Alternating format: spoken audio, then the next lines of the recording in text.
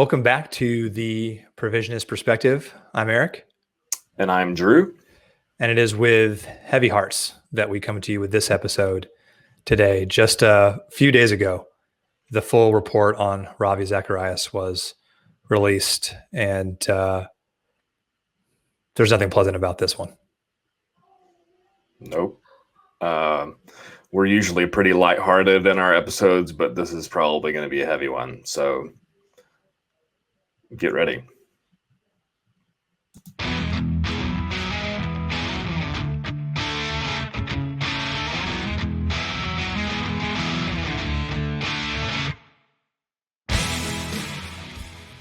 This one runs the full gamut of emotions for me, Drew. Sorrow, rage, then sorrow and rage again. It's such a roller coaster, and then confusion and hurt and loss. Carl Lentz, we covered him, and we focused a little bit more on kind of how males were treated in the church, and then the structural issues that allowed him to do that. And so we do have to cover this one because this one hurts more. Ravi is our camp. Ravi was one of our guys. Conservative, evangelical, well-loved, spoken highly of by me, and I'm sure by you. Yeah. Eric, I don't know if you noticed on Facebook, but I ironically, gosh, and I don't even know how to say this out loud, but you know how memories come up on Facebook or whatever, and I had quoted this was in 2018, so 2 years ago. His quote that says, "Sin will take you farther than you want to go, keep you longer than you want to stay, and make you pay more than you want to pay." And I've since learned that that's not an original Ravi Zacharias quote. It was quoted as him in my memory.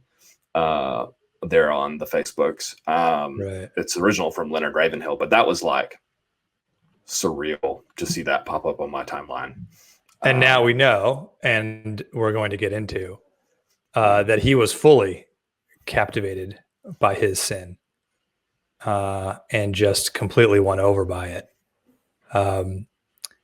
And our goal here wouldn't just to recount some of the gory details. We are going to read one very difficult paragraph from the full report put out by this law firm that Ravi Zacharias International Ministries, RZIM, commissioned, and they hired this law firm. And so this full report, we are going to read one paragraph from it, and we'll issue a trigger warning before we do. But we're going to recap it. And really what we want to do is talk about what red flags we can see from it, how ministries can see these red flags next time, and then what do we do going forward. But I think there's a main reason we're going off doing this. And that main reason is, if in our theology we say that the world is not ought how it should be, then this is how this plays out. Right. We can stand firmly against this as something that grieves God, as something that he didn't want to happen, as something that is not, that is the opposite of glorifying to him, that brings shame upon his name. And we can also say that, and maybe we'll get into this a little bit, but that God provided the way of escape for Ravi in the situation, and that he had everything that he needed to not do this stuff.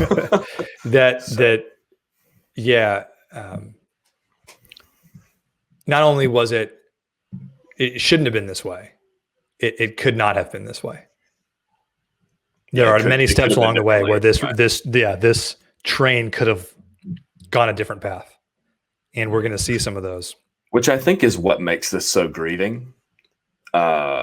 Is you can, and hindsight's always 20/20, I guess, but you can see some of that. But yeah, we'll get into it. Go ahead.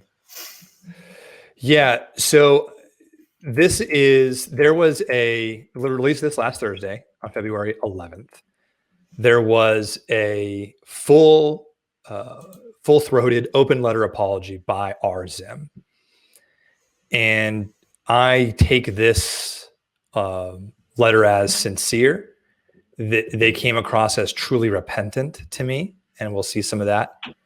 And it seems like they really do want to do a full accounting of their sin as an organization, not just for on Ravi's sake, but on their own behalf. The sins that they perpetrated that allowed this to take place. So I take them as sincere. I don't know if it'll be enough. I don't know if it should be enough. That's a completely different question. For them to still exist as an organization, I mean. And, we're going to go through this open letter, and then we're going to see what it's relating to. So if you're unfamiliar with this situation, then you'll get a summary of it, and you can look it up on your own. But let's get into this here. This is going to be just some screens from these articles. And if you want to look up the full articles, read them yourselves. We'll put them in the description below. But here's how the letter starts. It is with shattered hearts that we issued this statement about allegations against RZIM's founder, Ravi Zacharias. Following allegations made in late August of 2020 that Ravi had engaged in sexual misconduct and abuse in a connection with 2 day spas, we commissioned Miller and Martin, a law firm with experience in corporate and sex crimes investigations, to conduct an independent investigation. We gave Miller and Martin a broad scope to pursue any avenues that they judged to be relevant to the accusations, and we emphasized that our only purpose for the investigation was to ascertain the full truth. Comes off as a little rich for me now that he's gone. Now that it's not 2017, and you'll see why that matters. But now that he is gone, now we're going to respond with a full investigation. I acknowledge that Ravi probably would have stonewalled any such investigation if he was alive. Obviously, we'll see that he did his darndest to hide it and was a master at hiding it. So that would have been more difficult if he was alive, but they still could have done it. That said, any time is a good time for the truth. So I applaud them for doing this now, because they could have just not done this. Having received the results of the investigation, we are publicly releasing the investigation report in the exact form we received it, and we'll go over some of that. We have been waiting for to make an extended statement in the hope that the full findings in the investigation would allow us to speak more accurately and meaningfully. We also wanted to ensure Miller Martin's independence in their investigation, assessments, and reporting of the findings. To be victimized by unwanted sexual contact, advances, and behavior is horrendous.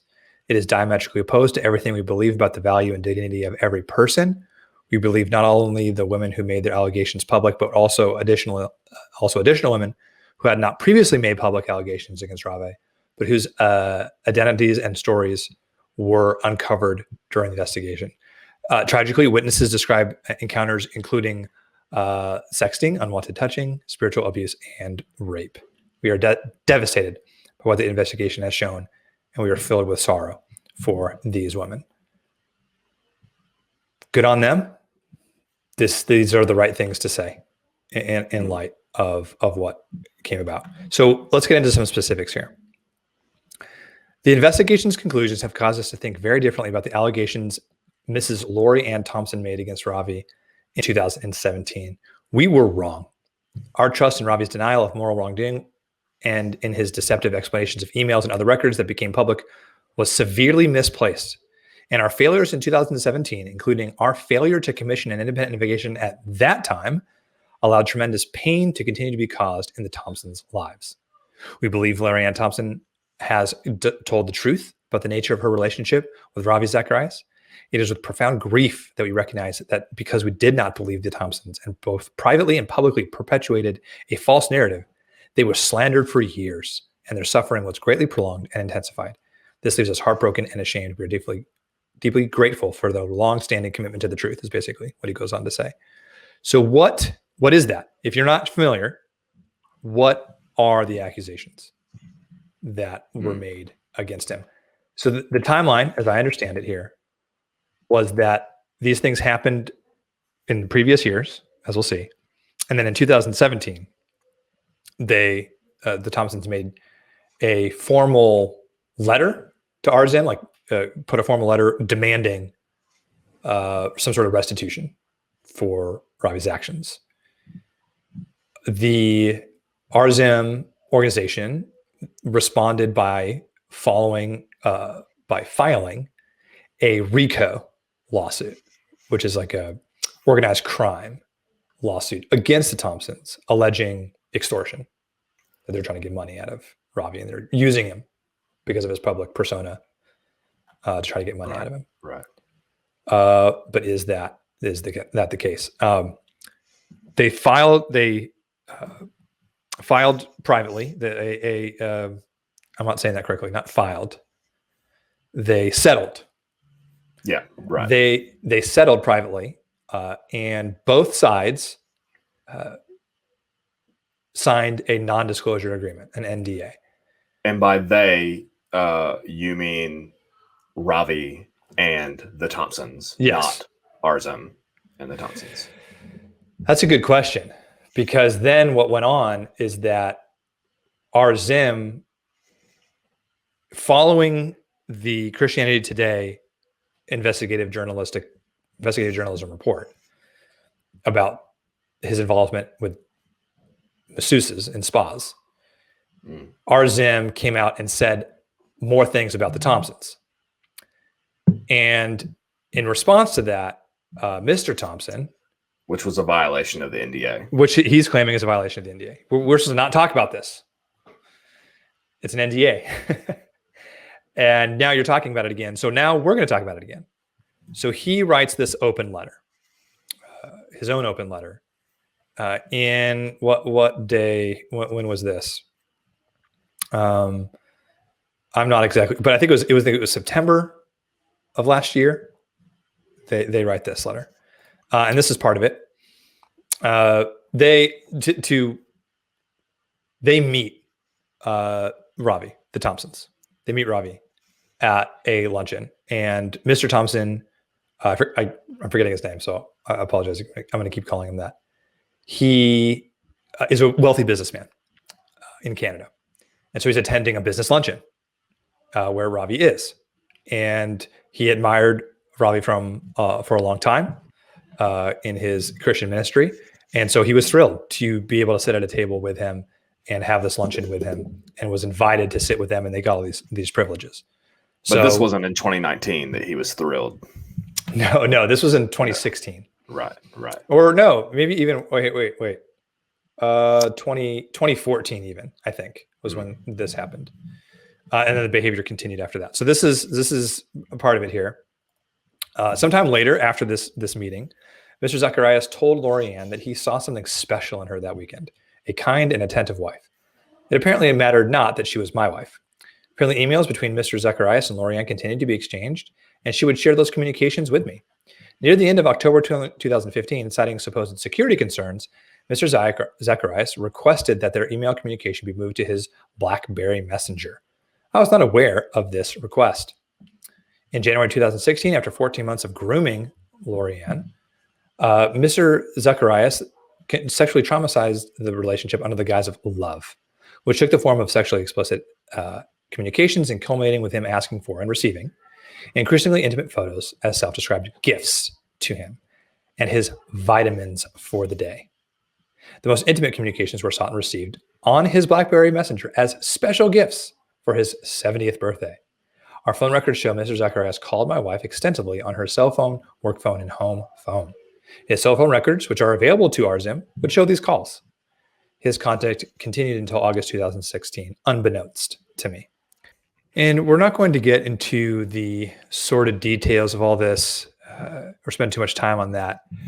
But two things that I want you to notice here. If we're going to talk about organizational red flags and solutions going forward, two things to notice here is that Ravi sent their communication, him and Lorianne Thompson, their communication over to the BlackBerry Messenger BlackBerry Messenger, like WhatsApp, and the report shows that Ravi used a lot of WhatsApp as well, is a closed loop system, and all messages are deleted after a few minutes. So once you get a message, it's deleted. You can, when messages pop up on your phone, you can't look at the screen and see what the message is. It's all very easily deleted and hidden, and there's no cloud, there's no nothing. So Ravi sent their communication to BlackBerry Messenger. And also watch how Mr. Thompson assumes that RZIM would have access to Ravi's telephone records. That's a little bit about the Lorianne Thompson situation. What their open letter goes on to say, the Thompson's open letter, is that he basically destroyed their lives, that they are still recovering from this, their marriage, their lives, their finances, everything is still recovering from this. But back to the RZIM organization and their open letter. We are shocked and grieved by Ravi's actions. As Ravi Zacharias was the founder of our ministry and the leader of our staff, community, and team, we also feel a deep need for corporate repentance. Amen. As followers of Christ who passionately believe that every person bears the image of God, we detest any sin of abuse. We now know that, based on the investigation, that Ravi engaged in a series of extensive measures to conceal his behavior from his family, colleagues, and friends. However, this is the key. We also recognize that in situations of prolonged abuse, there often exists significant structural, policy, and cultural problems. This is imperative that where things like this exist in our organization, we take focused steps to ensure they are properly diagnosed and addressed. That our leader under our care sinned against others so grievously pains us. We were trusted by our staff, our donors, and the public to mentor, oversee, and ensure the accountability of Ravi Zacharias, and in this, we have failed. So, in what ways did they fail? Let's look at this. If we're going to learn something from this, let's look at the ways in which they failed. What came to light last August were these accusations of misconduct at spas, and 3 women came forward about that. And we now know those accusations are true, but could RZIM have known earlier? I think so. So here's what he would do. And Drew, you let me know if how this sounds. He would travel when he traveled. He would normally travel with an assistant, but also a masseuse. Now he has legitimate back problems. It was a male assistant. Yeah. He has a male assistant. What I understand, usually like a colleague, Yes. And then a masseuse, a female masseuse. He had legitimate back problems. So he would travel with this masseuse. How's it sounding for you so far? I mean, you and I talked about this, Eric, and I have some back issues as well. And I've, thought about kind of getting some massage therapy at stages and stuff. And every now and then you go to maybe you treat yourself or something like that. And I've yet to do this in terms of like actually have a massage, but I feel like I would have to choose a male masseuse at a principal, or at least, and maybe this is, I don't know. I don't mean to be rude or whatever towards my, elder women in my life, but 50s, 60s plus, some older woman, maybe. And so I just don't understand. Yeah, it doesn't compute for me. I'm one of those pointy-headed, conservative guys that the Mike does the rule? Whole.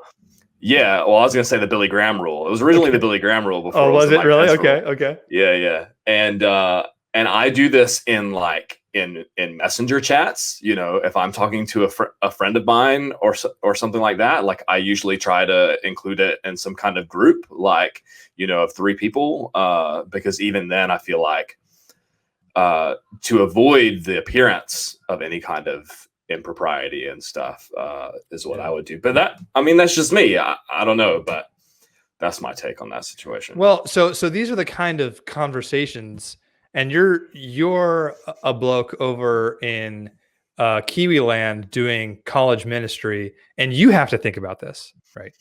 You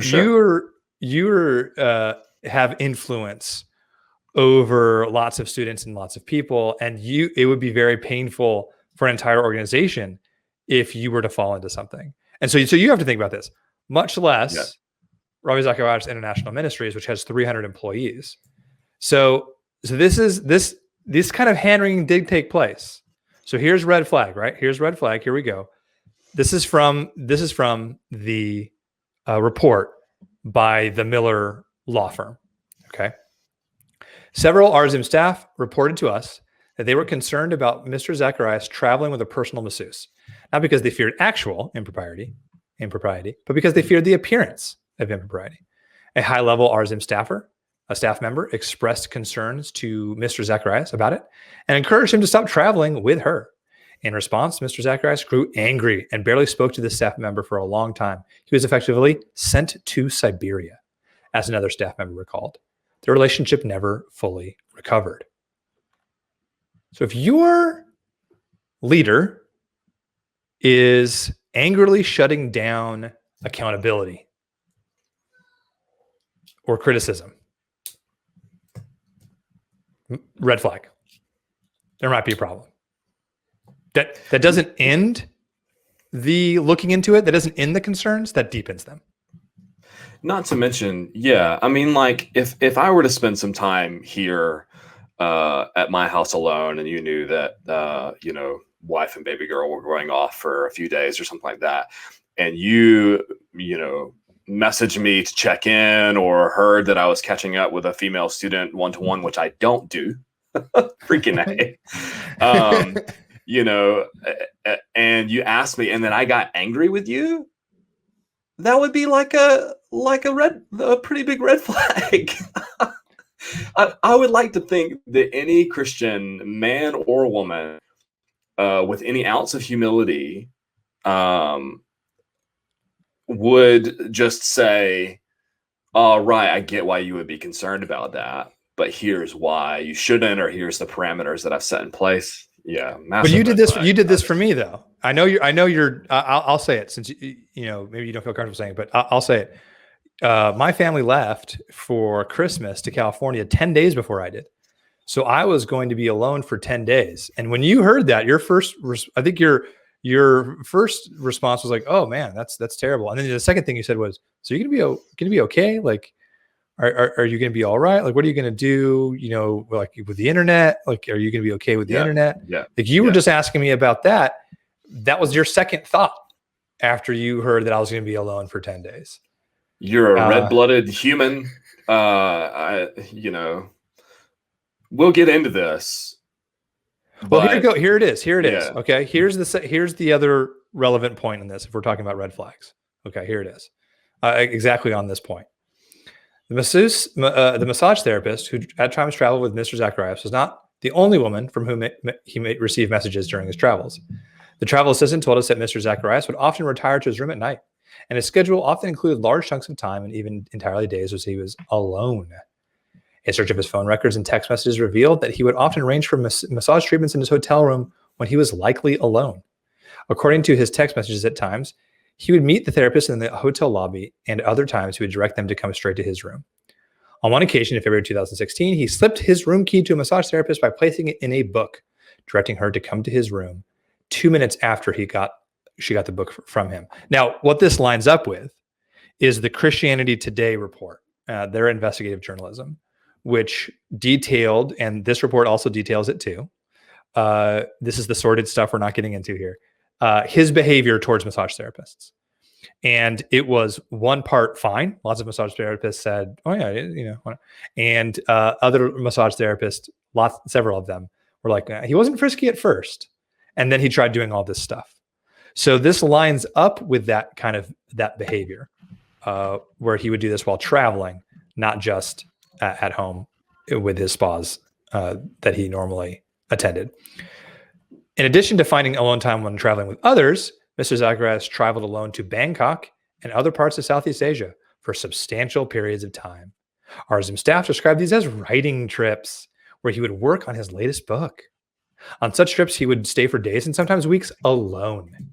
According to a text message to a Thai masseuse in February 2016, he spent his days writing and his nights receiving massage treatments. Oh, really? All of the massage therapists we interviewed now live in the United States, and we have little insight into whether Mr. Zacharias engaged in inappropriate massage behavior when in Asia. Drew, would you like to tell us about what Bangkok is like? Yeah, I've not spent heaps of time in Bangkok. Specifically, I spent a decent amount of time in Chiang Mai, but more time in Bangkok than I've spent. More time in Bangkok. Sure. Yeah. Thailand is well known for its massage parlors, and at the time that I was there, I was working for a Christian organization, and some colleagues and I were walking down the streets in Chiang Mai and being actively solicited by these. It was extremely uncomfortable. And so I can't imagine how it would even, you just know not to spend time alone in these places if you're wanting to guard against these kinds of temptations. You just don't. Like, I don't understand that. I don't understand how, I mean, we've already mentioned, my conversation with you. If I found out that you were going to Thailand to write a book for I would not be okay with that. What if I was like, hey, Drew, I'm going to go to Amsterdam and be alone for 6 weeks and write a book? Right. Yeah. What? I'd say, Eric, have you considered the mountains of Colorado or the Appalachian? To be explicit about this, or specific, not explicit, but to be specific about this, what we're talking about is a culture like Denmark and a culture like Thailand. They don't have generations of Christian biblical ethics built in. They just don't have the same sexual ethics that we do. That hasn't been their culture. And we know this. We know this. And so this is the stuff that RZIM staff members were not allowed to question. Now, so we're doing that, and that's kind of obvious, though. But here's my other question. Was there anyone who was able to be curious or concerned about the state of Ravi's marriage? Good question. Yep. I mean, he's going to Bangkok alone. Besides all that, how's his marriage? I mean, you have I'm not sure if we're going to talk about it in here, but it's 9 months at one point that he's like. No. So abroad. it was over the course of 4 years. It was 256 days. Okay. That he was alone. Gotcha. And he owned these apartments. They were his. And he applied. This is so obvious in hindsight. He applied for rent reimbursement from RZIM for these periods of time that he was there. So it's record. Because you're writing your books for, Ravi Zacharias International Ministries, right. Publishing. Like, yeah. So let's go with back to the open letter here. So back to the open letter from RZIM. We regret that we allowed our misplaced trust in Ravi to result in him having less oversight and accountability that would have been wise and loving. Also, it would have been wise and loving for Ravi to have accountability, not just for the people who we now know he victimized, but for him it would have been wise and loving for him to have this accountability. And somebody should have loved him enough to do this for him. And we can lament about that too. We also regret the ways that many of us have publicly extolled Ravi's character and the impact this will have on victims of his abuse. We now know that our words have been hurtful and that have caused deep sorrow. Moreover, in the wake of the accusations brought against Ravi by the Thompsons in 2017, we communicated our confidence in Ravi's denial of his accusations, and others trusted Ravi because they trusted us. Through our failure, we have made it more difficult for victims to come forward. This grieves us intensely and makes us so thankful that the truth has ultimately been revealed. So what does this look like, though? What does it look like, this less oversight and accountability look like? So this is in relation to the Lorianne Thompson accusations in 2017. Okay. We were told that Mr. Zacharias' lead counsel compiled a notebook of evidence related to the Thompsons' allegations, and that it was made available for review by an RZIM board member and an RZIM public relations consultant. So 2 people. We asked that law firm if we could review this notebook and received no substantive response. Now, okay, on at least one occasion, when someone within RZIM questioned Mr. Zacharias about the Thompson allegations, he responded in substance that he had provided all his devices to his attorneys and they agreed he did nothing wrong. Now, so what's the red flag here? If somebody accuses your leader of wrongdoing and he replies, his response is to hand over a bunch of stuff to a personal lawyer, which you can't see, which you don't have access to, which nobody has access to. He hands it over to a personal lawyer who then defends him. And then whenever questioned about it, he goes, yeah, but my lawyer said I didn't do anything wrong. Yeah. I mean, you said this already. I work in ministry here. Something like this comes up here. Like, read whatever the heck you want to read on my devices. They had, and so there are that one right there. What the report is saying is that there are phones that they had access to, and then phones and laptops that they didn't have access to. And there are years-long gaps where they don't have a device when they know he always carried at least 2. And presumably the lawyers have that. And that's the stuff that Ravi was able to get over to them with the Thompson communications and who knows what else communications on there. And so this is what they do.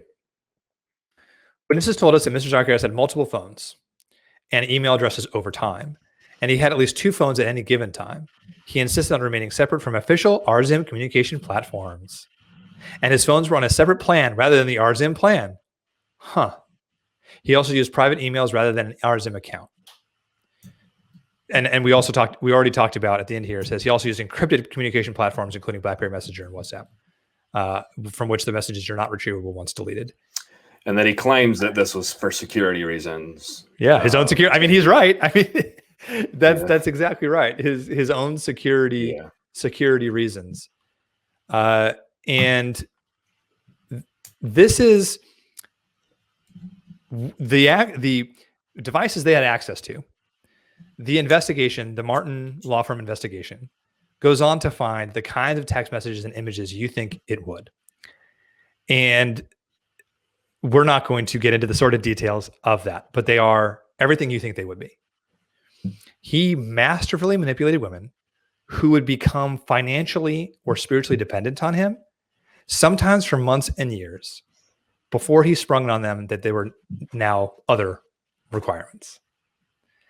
And I want to read one paragraph. Now, we've been dancing around this a little bit, but this is going to be the full trigger warning here. If you listen to this with your kids, if you just have this on in the background, you may want to plug in some earphones or skip this part. This is important, I think, for us to read because it gets into the real horror of this. And I'll say before you read this, no, just go ahead. You read it and then I'll comment. Okay. This is the true cost of not seeing these red flags and having an organizational structure healthy enough to discover this stuff. This witness told us that their relationship began as a normal massage therapist-client relationship, and she came to think of him as a father figure. He elicited information about her faith and her financial situation. She reported that after he arranged for the ministry to provide her with financial support, he required sex from her. According to this witness, Mr. Zacharias used religious expressions to gain compliance, as she was raised to be a person of faith. She reported that he made her pray with him to thank God for the opportunity they both received. She said he called her his reward for living a life of service to God, and he referenced the godly men in the Bible with more than one wife. She said he warned her not to ever speak out against him, or she would be responsible for the millions of souls whose salvation would be lost if his reputation was damaged. Before I read that paragraph, I had in mind this, and I just have to apologize to our viewers who may disagree with me on this, but before I read this, I was thinking, brother who has gotten himself in deep, has given in to his fleshly temptations, has not put hedges about him, and he just got too far into it, and God killed him out of mercy, so that he wouldn't. And then I read this, and I was like, this is different. This is not a man who was struggling. I mean, I'm just going to say it. I was chatting in a chat board, just talk of sin and struggling with sin. And I was, and they said, struggle. I was like, struggle is the key word there. Like that's an important element. If you're listening to this and you're struggling, then, in a morbid sense, we can be encouraged because it's a fight, but this is just not this is of a wholly different category than I think any of us were expecting. And I've seen a number of responses to this online and how we should have expected this because of XYZ. He didn't preach the gospel and he didn't preach righteousness, sin, and judgment. Like, that's the wrong lesson to learn. Like, this was carefully concealed, and like it had nothing to do with that. Like, yeah. And the one for me is that I would almost, in a similar way what you're saying, and I'll put it a little bit differently, I would almost understand it if Robbie got enamored of himself, realized he could fulfill his own desires and get away with it, and became like a basketball player who has traveling around having girlfriends in different cities. And you're paying for the babies you father with them, and you're paying for their education to go to cosmetology school or go to massage school, or you're paying for this stuff, and you're just Solomon, and you're kind of doing it that way. I almost understand that, and that is still sinful. That's adultery. That's fornication. That's awful. And God killing him would be a mercy for everyone involved, including himself. But that's not what this is. He went after. He didn't do just that. He did that. But he went after married women. He went after women with relationships, women of faith, women, and he used that. He saw he was a predator because he couldn't help himself. He saw, like you said, in Lorianne Thompson, he saw something that he liked in her. He saw someone who he could take advantage of it. He was a predator, knows prey when it sees it, knows how to sniff out the prey. And he saw prey in Lorianne Thompson and in how many other women, and he predatorily went after them. He wasn't satisfied, apparently, with one at a time or serial monogamy or any serial adultery or whatever. He wasn't satisfied with that. It was a constant predation that he was engaged in, and we only have the surface of it. I think this is deeper and nastier than we think, because what records are we getting from Southeast Asia? Zero. So who knows? And there are records that in the report that one of his massage therapists, who he kept notes on, lived in one of the apartment complexes where he owned an apartment. So he had some sort of international harem going on here, but he wasn't even satisfied with that. He had to take married American women and go after them. It's predatory. Yeah. This is very unlike Carl Lentz or anything like that. No, I feel for Carl Lentz and his family and all that, but and we had planned to address this because we did do the Carl Lentz episode, and we're basically waiting to hear the full report from the Miller, because we knew that it was on its way. And then when this is, I mean, you guys know, I mean, when this was released, this is just, I was telling my wife this, Eric, this is the Christian scandal of the century.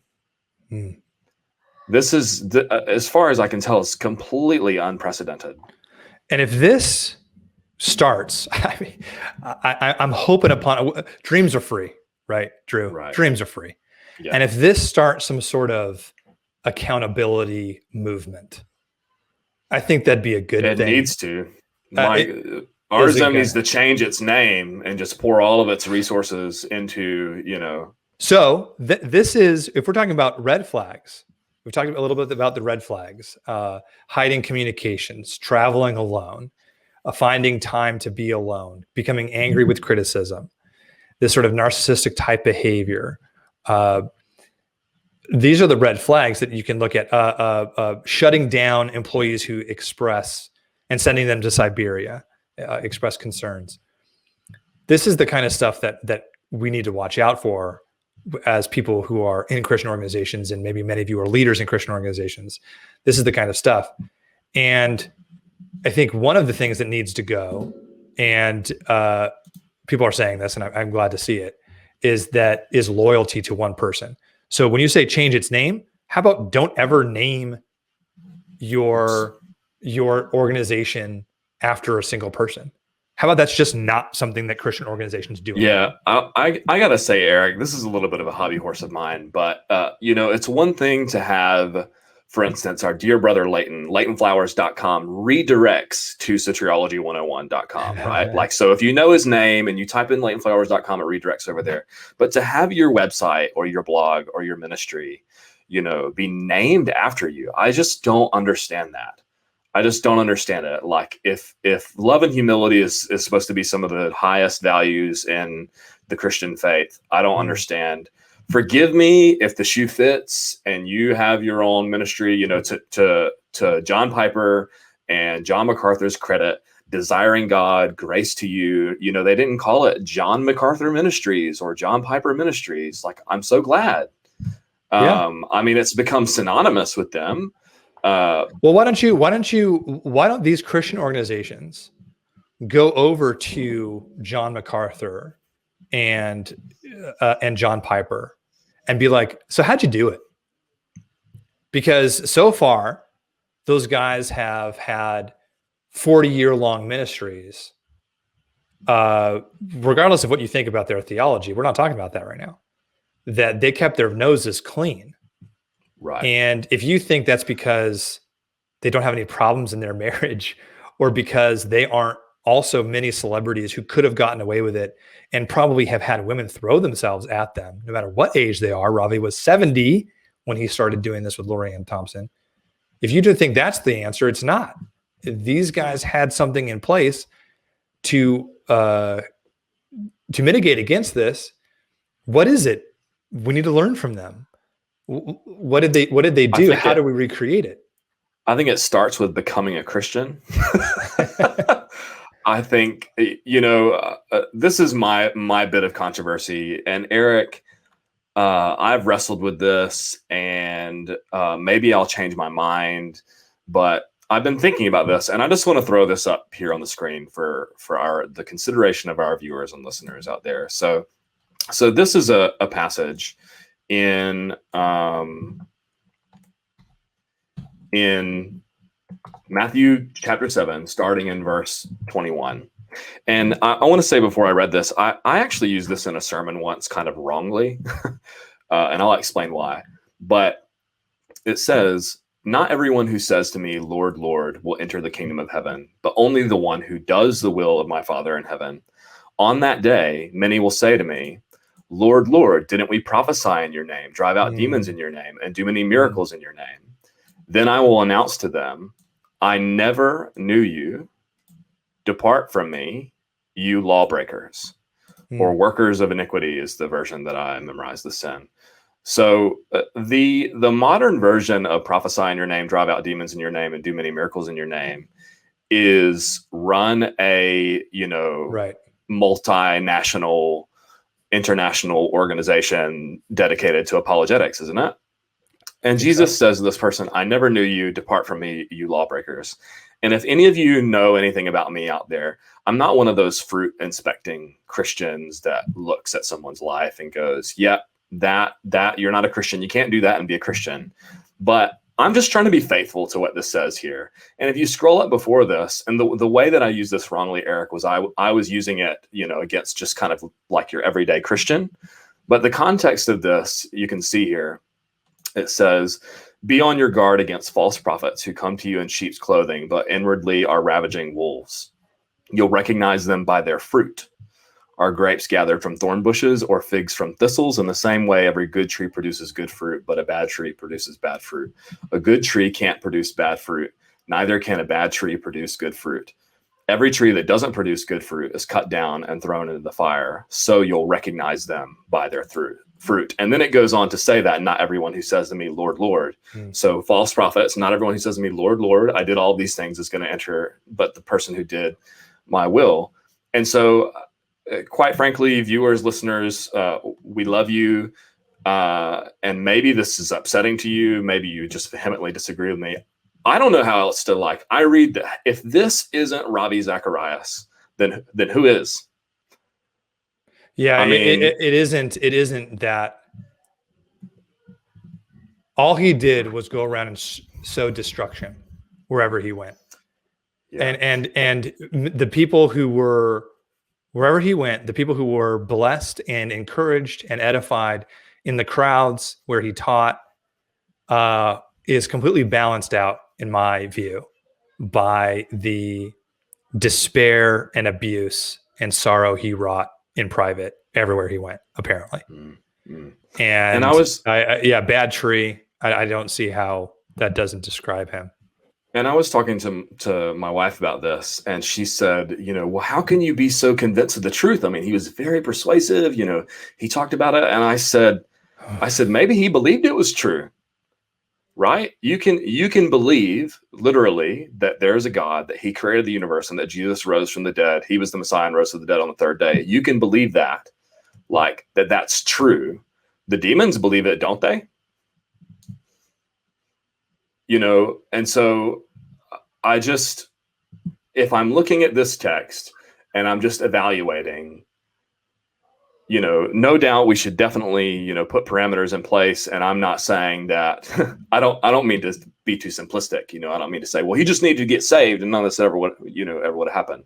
I don't want to be heard as saying that, but I think what you are saying is, hey, why don't we, as a Christian church, as a Christian organization, as believers in Christ in America who are active in evangelism and apologetics and who don't keep our faith to ourselves, but talk about it. Why don't we just stop equating good theology with good moral character and recognize that every single person that we agree with, if they think good thoughts, that doesn't mean they do good things.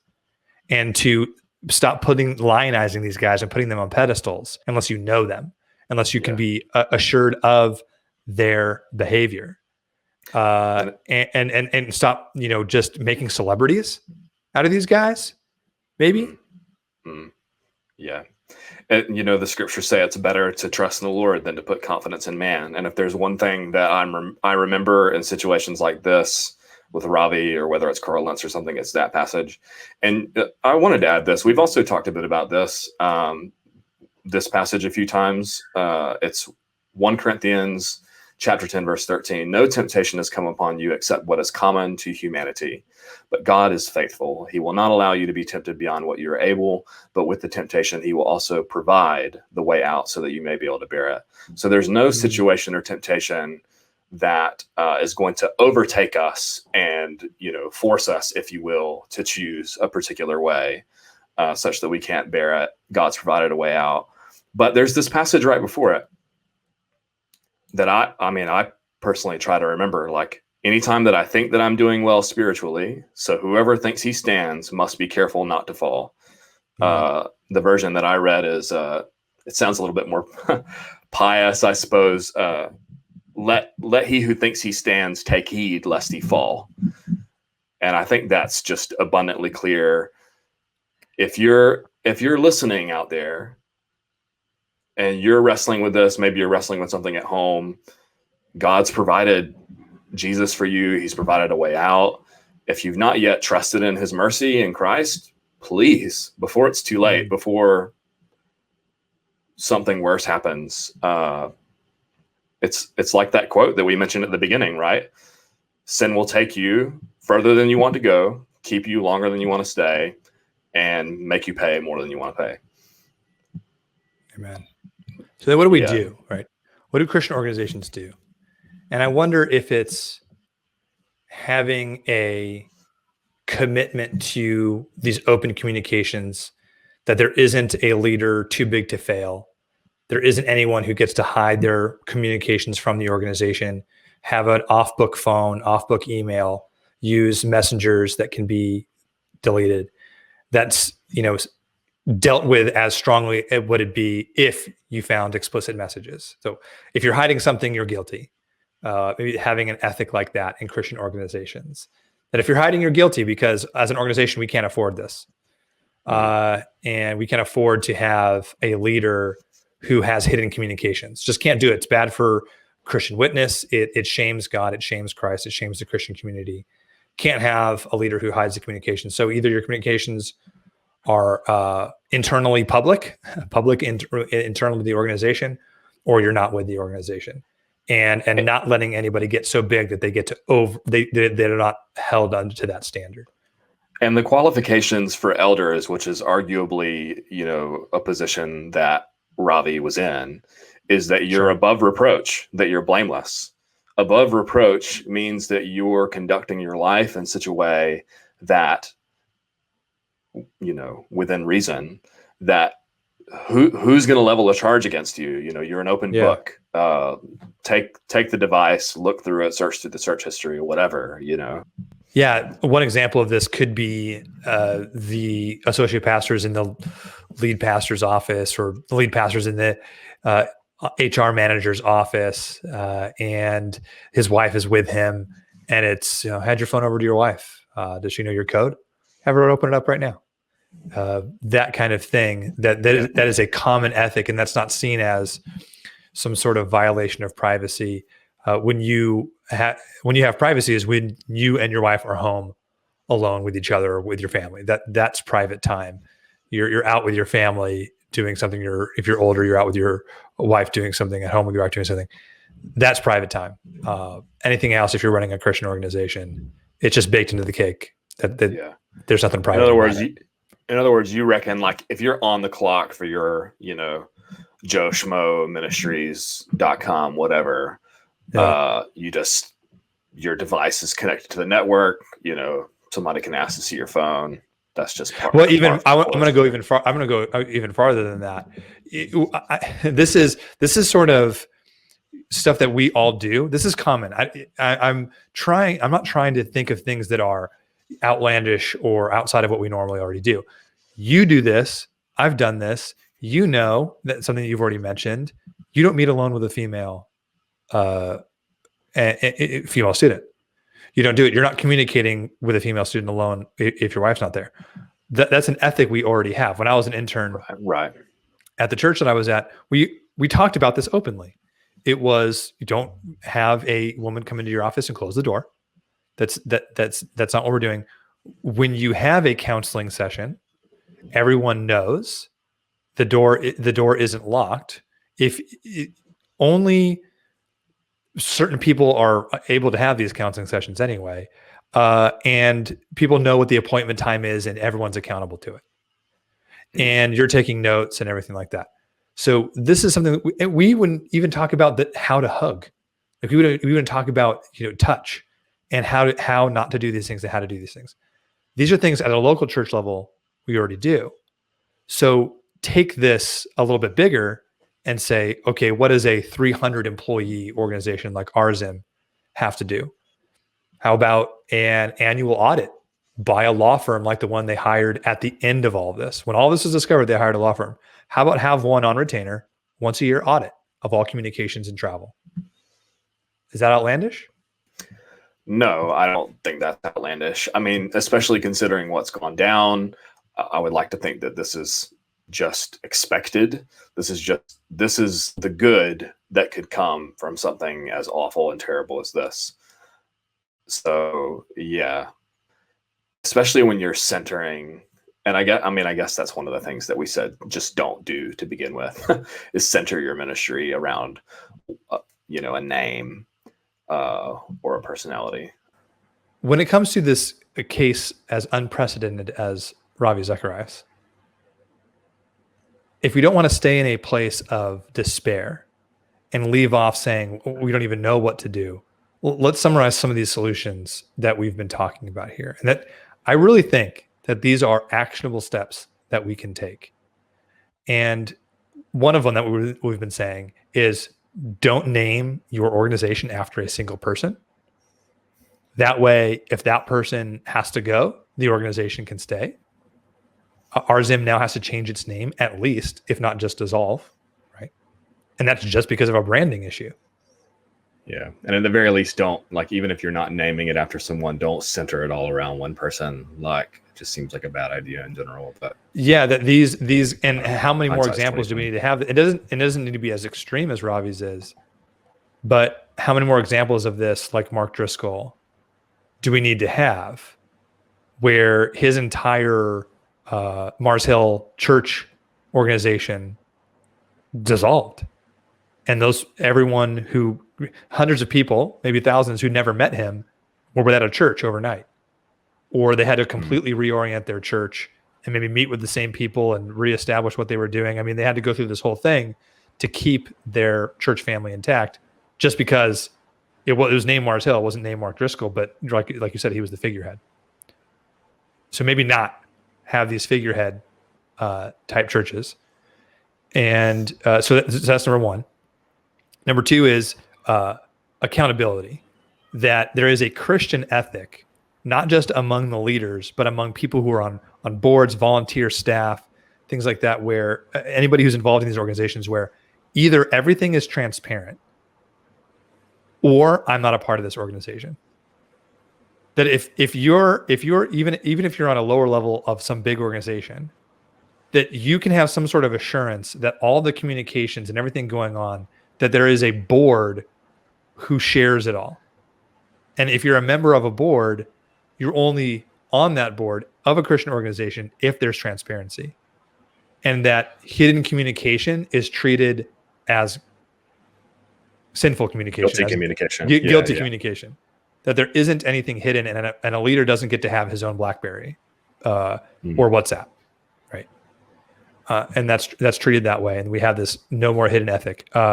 3 would be annual audits of these communications, annual audits of these practices and cultures. Now that what RZIM is having to do, where they're doing a full audit of their culture that helped create this, do that annually. And hindsight is always 20/20 in these things. And it's easy for us to sit here and say, oh, RZIM should have seen this coming. But there really did seem to be a culture.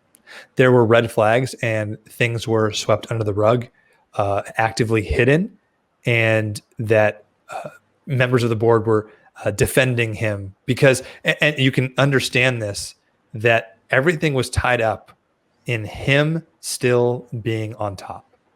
That the success of the organization, that them reaching their ministry with millions of people, was contingent on him. And so you don't have to be malicious. You don't have to have intent to just have kind of a knee-jerk reaction to defend this guy that your own personal paycheck, that your own kind of purpose in ministry depends upon. And so just recognizing when there's a culture like that and beginning to reevaluate how we can change that Christian culture where there are these figureheads that are too big to fail, and that it's going to create situations where even without malicious intent, the tendency is to defend them. If we can begin to reevaluate that in light of what went on with Ravi, I think some good can come out of this. Yeah. And prayerfully it does. Our hearts grieve for everyone involved. This has been really paradigm shifting for me, just in my thinking about, more specifically about Ravi, I guess, but it's really shifting, really, really challenging. I wanted to end on a little bit of a maybe like an encouragement for you all. I know this has been a bit heavy. We've been trying to finish this episode for a while. As you can see, we're in different clothes now because we've had to kind of gather back together. It's been like a week since we tried to finish this. So that's kind of, for those of you watching on YouTube, that's why we look like this.